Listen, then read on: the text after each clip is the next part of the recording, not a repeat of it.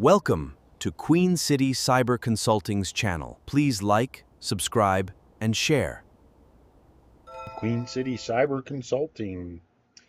Now, today we're going to take a look at some of the framework differences between what we discussed in our last video, the SANS PICKERL life cycle, and the NIST standards. Both are valid, both have their applications and uses, but they do approach it a little bit differently. So it helps as a cybersecurity practitioner to be able to identify the differences. That way you can make the proper use of one or the other or both of these programs in order to enhance your cybersecurity or your clients, depending upon who you're dealing with. Once again, it's Queen City Cyber Consulting here. We try to take a strategic view of cybersecurity, and part of the reason for this channel is to help others learn cybersecurity, how to approach it, what's out there, but also to help you pass certification tests as you take them. A lot of these questions that we're going to cover in these videos do show up on various certification tests like SANS or EC Council certification test, and even the CISSP will have some of them on there. So we'll talk about those. So let's take a look at these life cycles. It's more than just how many steps or stages are in each one. There is actually a deeper meaning behind the reason for the differences. So let's look at them side by side. Here we have the SANS linear steps. They segment the incident response process out into a clean, progressive operational setup. But it's designed for incident by incident containment. So they have preparation, identification, containment, eradication, recovery, and lessons learned. Those 6 steps are built into the SANS PICKERL standard. The NIST takes more of a looping cycle approach to it. So you've got linear, which is more of a straight line, and then you've got this endless loop that NIST tries to utilize in their standards. And I will link both standards in the comments to this section so you can go out and refer to them as you study these topics. So they're there. Now for NIST, you have preparation, which is the same basic thing as the SANS step. You have detection and analysis combined together. And that's where you have your real-time SIM or your EDR, also working in conjunction with intelligence inputs, indicators of compromise. And then you have containment, eradication, and recovery all wrapped up into one step under NIST. And then you have post-incident activity, which would be your recovery and lessons learned stage of SANS. So you can see there's a bit of a difference. Now, the question that comes up is, why is there a difference between these two standards? And let's take a look at the why. So SANS is more technical facing. It answers those questions like the building's on fire, what do the firemen do when they get there? How do they approach the fire? And that's what SANS is taking that approach here, is they're saying, okay, you've had an incident now. What do you do? How do you respond to that? So it is really the standard for analyst playbooks. Now, the NIST, on the other hand, elevates the scope beyond just those first responders. It aligns with the NIST cybersecurity framework, or the CSF 2.0. So it actually moves into governance, identity, protection, detect and respond policies beyond just the playbooks. So it actually kind of tries to envelop it all into one framework. Now, the two can work together. If you're going to build a playbook for like your SOC analyst or your incident response team, then you would use SANS to develop that. However, if you're looking to integrate, say, governance or legal or something along those lines, then you're going to utilize more of the NIST framework there for building that out. In SANS, they have their lessons learned stage. It's a retrospective phase where you have a team meeting after the incident is over and closed to look over the performance during it, document any findings, and then update your documentation, your policies, your procedures, your playbooks, those kinds of things. NIST shifts it more into an improvement status where it's a continuous active layer of the process.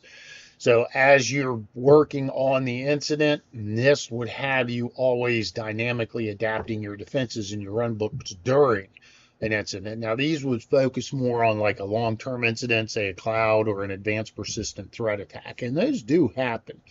And they could go long-term and you would indeed be updating your playbooks and your defenses as you go. But that's also true with SANS. When you're doing your incident response and containment policies, you're still doing sort of the same things there, only SANS doesn't address it quite as clearly and specifically as what NIST does. So with NIST treating it more as an ongoing feedback loop rather than just one static final step, you actually are hardening your security posture and defenses in real time, which should hopefully keep an attacker from exploiting the same things that they used to get in that first time. And that's important to know. Think back to the CISA video that I put up yesterday. One of the things that they did in the middle of the incident was revoke a user's admin account. That user had actually shared some sensitive data online, so they just took the active step following probably NIST and revoked those privileges immediately. Again, that way, in case, say, it's an insider threat, they couldn't do further damage. If it was, say, negligence, well, then they can't do it again without proper training in order to get those credentials back. So there is a bit of a difference there, sort of philosophical underlying. Another one to take into account is human versus automation.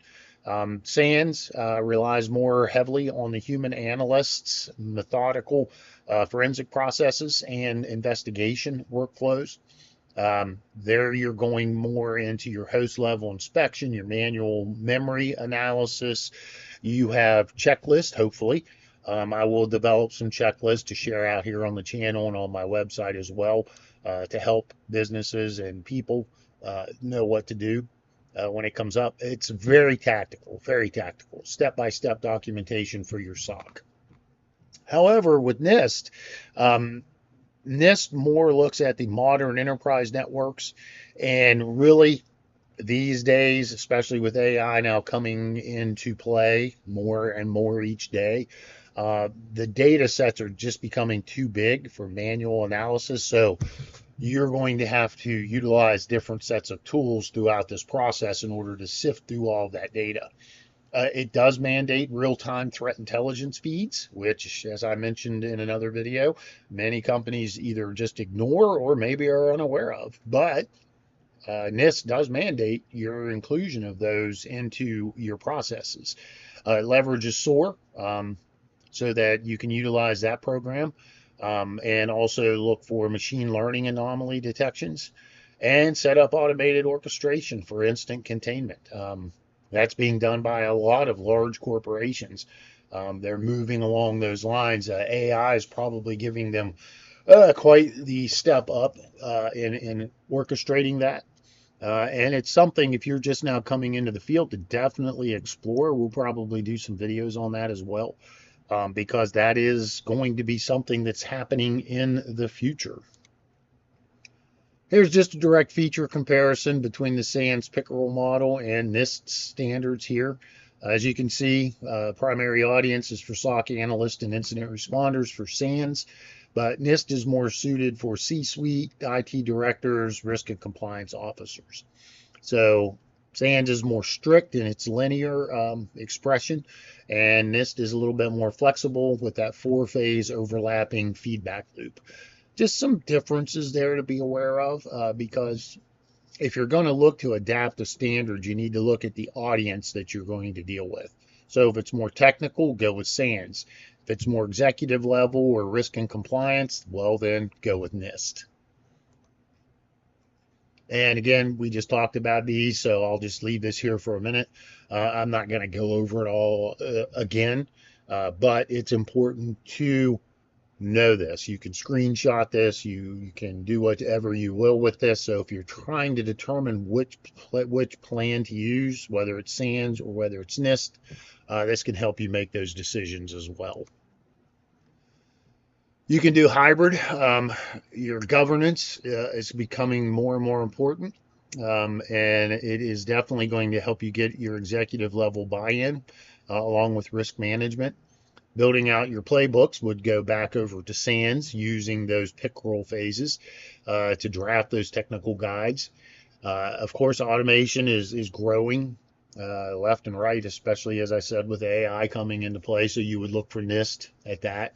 And then implement your feedback loop, even for tabletops. So if you're going to run a tabletop, you want to have that feedback loop operating during that. And in my prior tabletops, I usually ask that, what is your incident response plan based on? Is it SANS? Is it NIST? Is it ad hoc? Did you create it yourself? That way we have a better ability to test it during the tabletop and ensure that you're following all the policies and procedures that you set out in those. This is a quick overview of the difference between the two. Make sure that you align your cyber shield and you're doing what you can to protect your data. And if you need help with it, feel free to reach out. We're here, Queen City Cyber Consulting once again. Hope you enjoyed the video and learned a little bit of something in the process. Have a great day. Thank you for watching. Please like, share, and subscribe.